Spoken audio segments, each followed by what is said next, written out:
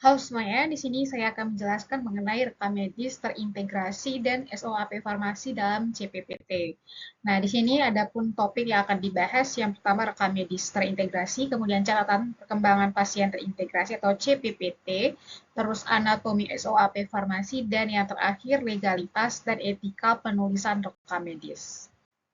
Nah, di sini yang pertama berkaitan dengan konsep rekam medis. Jadi, rekam medis terintegrasi itu adalah sistem pencatatan yang menggabungkan catatan dari berbagai tenaga kesehatan seperti dokter, perawat, dan farmasis dalam satu dokumen atau sistem. Nah, tujuannya supaya semua tenaga kesehatan dapat melihat kondisi pasien secara lengkap sehingga pelayanannya itu lebih terkoordinasi.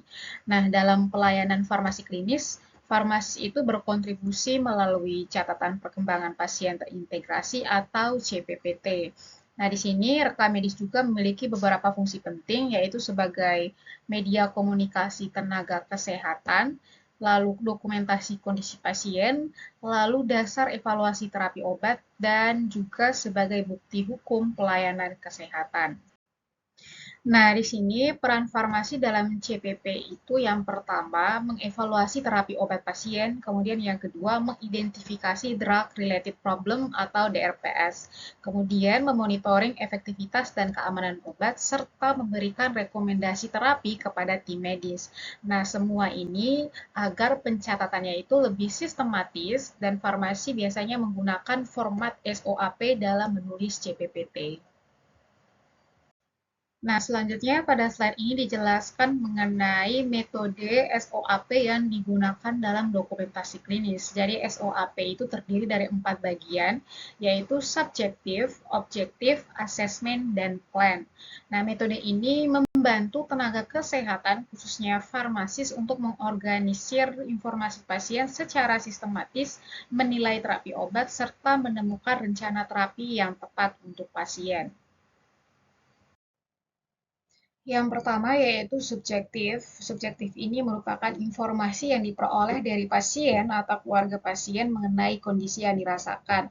Nah, biasanya data-data ini dapat diperoleh dari teknik wawancara, baik wawancara terhadap pasien, wawancara terhadap keluarga pasien, ataupun riwayat terapi pada rekam medis pasien.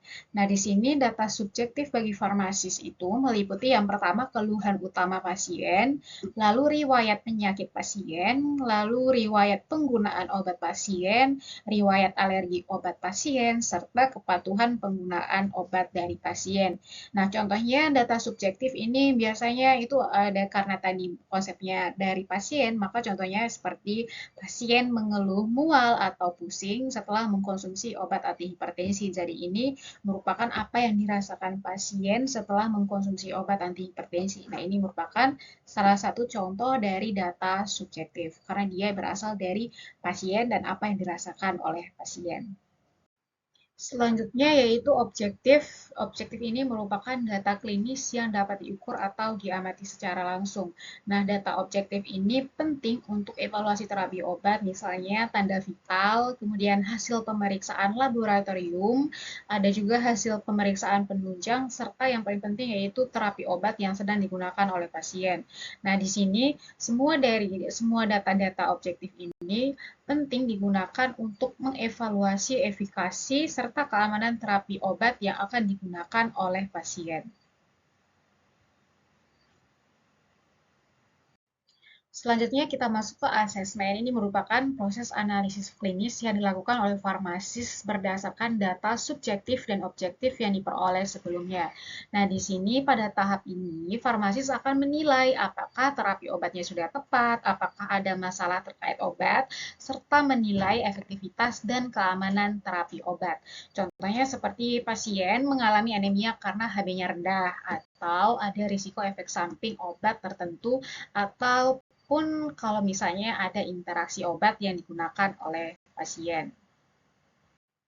Selanjutnya di sini ada plan, yaitu rencana tindakan yang akan dilakukan berdasarkan hasil asesmen tadi.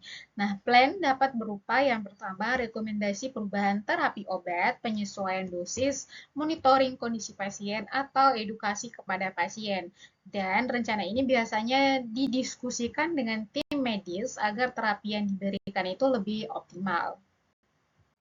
Lalu di sini ada legalitas dokumentasi rekam medis. Jadi, teman-teman, rekam medis itu memiliki nilai hukum karena merupakan dokumen resmi pelayanan kesehatan. Prinsip dari legalitas dokumentasi dari rekam medis ini yang pertama ditulis secara lengkap dan jelas. Artinya, semua informasi yang tercantum di dalam rekam medis itu harus ditulis secara lengkap dan juga jelas. Kemudian yang kedua mencantumkan tanggal dan waktu. Artinya, di dalam rekam medis itu harus jelas tanggal dan waktu rekam medis itu dibuat. Kemudian ditandatangani oleh tenaga kesehatan, baik dari sisi tenaga medis ataupun dari sisi tenaga kesehatannya. Kemudian tidak boleh dihapus atau dimanipulasi. Nah, di sini data-datanya harus akurat dan terintegrasi dan tidak boleh dimanipulasi baik oleh tenaga kesehatan ataupun oleh orang lain. Sehingga dokumentasi yang baik ini penting untuk keselamatan pasien, kemudian kontinuitas atau keberlanjutan kepelayanan kesehatan, kemudian yang ketiga perlindungan hukum tenaga kesehatan. Lalu di sini ada etika dan koreksi kesalahan penulisan rekam medis. Nah, kalau misalnya tenaga kesehatan itu melakukan kesalahan dalam penulisan rekam medis, maka itu tidak boleh dihapus. Yang perlu diperbaiki yaitu yang pertama, tulisan yang salah itu dicoret satu garis. Itu tidak boleh dihapus, hanya dibuat coretan satu garis saja. Kemudian yang kedua, tuliskan data yang benar di dekatnya. Jadi, data yang salah itu dicoret tadi, kemudian data yang benar ditulis dekat dengan data yang salah tadi. Kemudian berikan paraf atau tanda tangan. Jadi di situ sebagai bukti bahwa perbaikan itu sudah dilakukan oleh tenaga yang profesional, baik dari farmasis, dokter ataupun tenaga kesehatan lainnya. Nah, di sini tujuan prosedur ini menjaga supaya dokumentasi atau rekam medis itu terjaga keasliannya. Kemudian yang kedua, integritas data klinis. Dan yang ketiga, akuntabilitas tenaga klinis. Sehingga dari prosedur dan tujuan ini menjaga supaya rekam medis itu tetap terjaga keasliannya dan tetap terjaga integritas data klinis serta akuntabilitas tenaga kesehatan. Nah, itu saja presentasi dari saya mengenai rekam medis terintegrasi dan SOAP farmasi dalam CPPT. Semoga teman-teman dapat memahaminya dan dapat bermanfaat. Terima kasih.